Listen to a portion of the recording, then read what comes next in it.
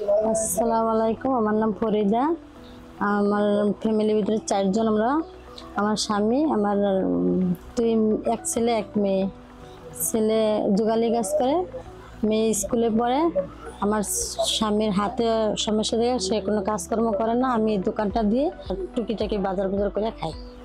আমাদের এখানে সক্ষম অফিস থেকে একজনকে গরু দিছে, সে তার সাথে আমি আলাপ করছি। আলাপ করার পরে সে আমাকে বলছে যে তুমি তাদের সাথে আলাপ করো। তাদের সাথে আলাপ করছি, তারা এসে যাচাই বাছাই করে সক্ষম অফিস থেকে উপহার হিসাবে আমাকে দোকান পুরাটা ইত্যাদি যা যা লাগবে সবই দিচ্ছে আমাকে, যে এটা দিয়ে যেন আমি কইরা খাইতে পারি বা বাণিজ্য করতে পারি।